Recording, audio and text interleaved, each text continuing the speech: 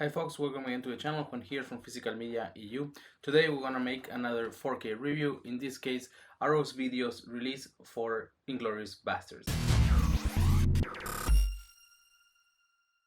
Hello again and thanks for tuning in for another review. As I was saying, today we're gonna do Inglorious Basterds released by Arrow Video in 4K.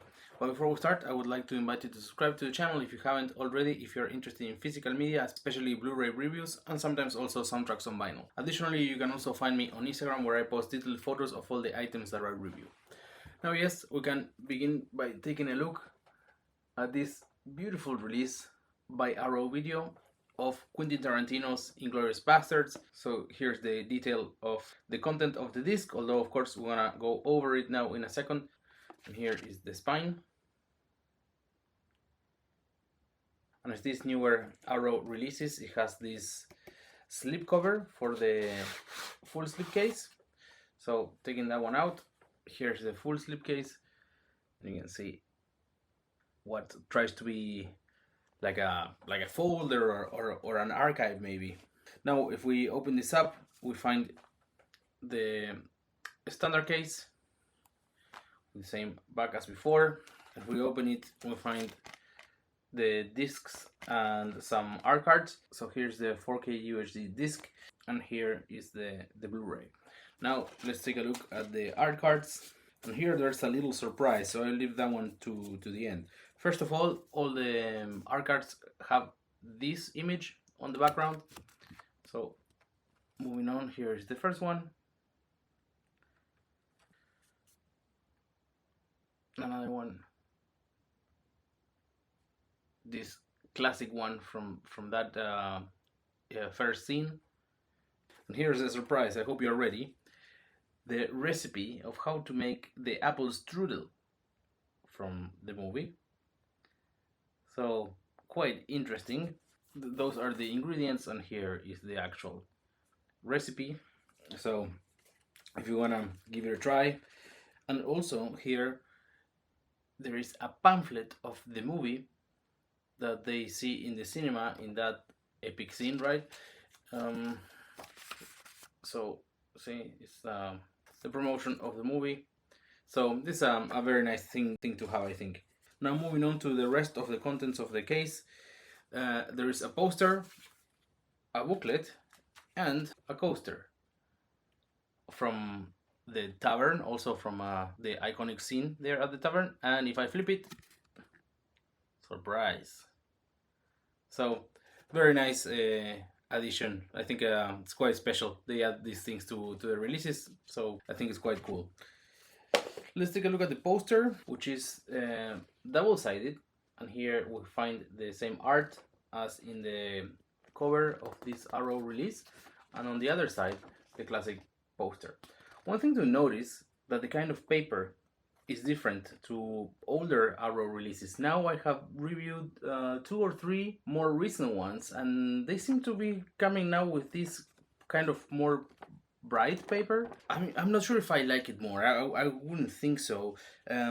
For starters, at least it looks more fragile now when I'm folding it and so on. So that's maybe not so good, but at the same time, I think the picture quality you can get with this kind of paper is better than in the other kind of paper. See, for example, Brad Pitt's face there.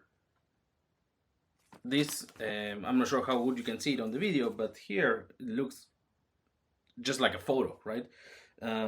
So I think in the other paper, maybe they were not able to achieve that kind of quality, and maybe that's one of the reasons why they decided to go with this decision. Now moving on to the booklet. Also, it has this cover, kind of like if it's as it was a magazine or something about films and filmmakers, of course. It's 60 pages long, and here is the table of contents, which, as you saw, there's a part about the presentation, so we'll talk about that in a minute. And now moving on, let's take a sneak peek into the booklet and see, for example, what I was saying about the quality of the photos. This is a different kind of paper as the poster, and even though the quality is good, and probably as good as it gets in this kind of paper, it's not as sharp and as fine as on the poster in this example, right? There are also some photos that are side to side. And now finally coming to the end of the booklet, it says about the presentation. Inglorious Basterds is presented in its original aspect ratio 239:1 with 5.1 sound. The 1080p 4K HDR 10 feature master was supplied by NBC Universal. And here's where I want to hold on for a second, because this movie already had a 4K release, and I wouldn't necessarily call it a controversial transfer, but there was a lot of people that was not very happy with it. So when this one got announced, the question that everyone had was if this was going to be the same transfer as before, and it is, as we just read. And a lot of collectors were not so happy with this. But it's important to note that Arrow Video did not leave the transfer untouched. They did some work on it, including color grading, which was one of the biggest flaws of the previous release. And honestly, I think it looks great now. In my particular case, I don't have the previous 4K release. I'm directly upgrading from the German Steelbook from 2009, which also looks super nice. And to be honest, I was quite happy with this one, and after seeing the criticism the 4K had, I prefer to skip it for some time. Inglorious Basterds is a movie that has many releases and a lot of fans. So that means that the fancy releases are normally sold out. You need to get it on eBay for a lot of money, and what you can get easily is the standard release. I normally prefer not to get the standard release unless there's no other option, so I'd rather wait on that one. Last year, 2024, I think it was around September, there was another release by Universal, also collector's edition, and that one included a steelbook. You can see the photo up here. I pre-ordered that one on the French website FNAC, and it's not the first time I had issues with them. They took the order, but they didn't send the product. When I complained to their support, they said that they got sent less items than they were promised, and so they couldn't champion my order. This had happened other times with them, but anyway, at the end of the day, I didn't get that release, and at that point it was sold out in all the places I could find, at least. So I didn't get it. Finally, it came out. I watched some reviews about it. I was not too excited. It was, of course, against the same transfer. I thought that the extra things that were included in the release, the cards like they were playing in the tavern, I thought that's like, yeah, I'm not so sure, like that's so nice to have. So I kind of lost the hype about that release. On top of that, the steelbook, and I'm not a steelbook first kind of collector, to me it looked on the videos and on the photos pretty cheap, like very low quality. It has an engraving on the handle of the gun that says Inglorious Basterds. It looks to me like the steel of the steelbook is super thin. And this is something that I have noticed more and more over the last year, probably, regarding the quality of the steelbooks. I think it's declining. They are getting more fragile, and the metal is just getting thinner, so they start like not closing very well, like on the side where they are attached, right, the both sides. And even though I found the release in a couple of websites after, it was still for the full price, and I was like, yeah, I feel like I don't want to pay so much for it. But later on, Arrow announced their release, and there I was like, whoa, okay, now you got my attention. So I pre-ordered this one, and even though it's the same transfer, I'm quite happy with it, because I think that the adjustments Arrow did were those final touches that the previous transfer needed. An important thing to mention here is that this movie comes from a 2K intermediate, and it was upscaled to 4K, so the source is not the best thing in the world. This movie is from 2009, and many movies around those years have these same issues because they were all filmed in the same way, and that kind of source material is not so good for 4K. So I think many of the 4K releases we see these days from around those years have the same issue.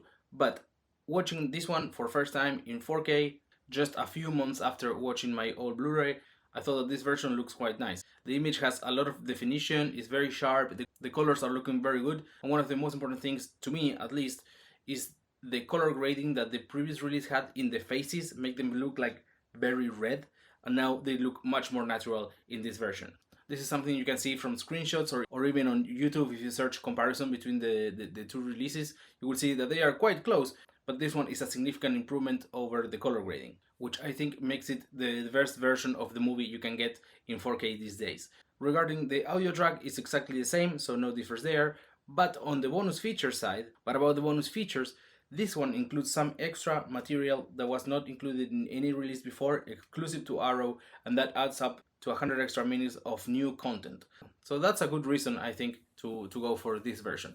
On top of that, they also have the archival bonus features. They are all under one item in the bonus feature menu. Now, a little warning about this. I read online that a lot of people are having issues playing the archival bonus features in certain Blu-ray players. I think having issues with my LG one, but it's something maybe to do a little quick search about it before getting this version.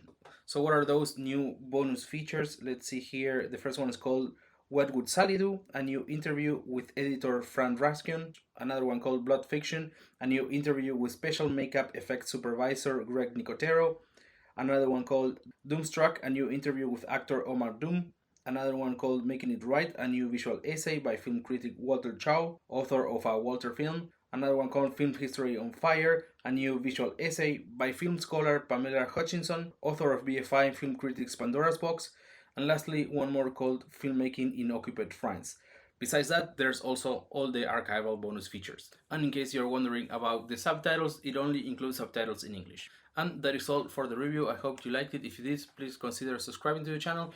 Would love to hear in the comments if you are thinking about picking up this Arrow release, or if you have the previous one, or even if you are sticking to the old Blu-ray.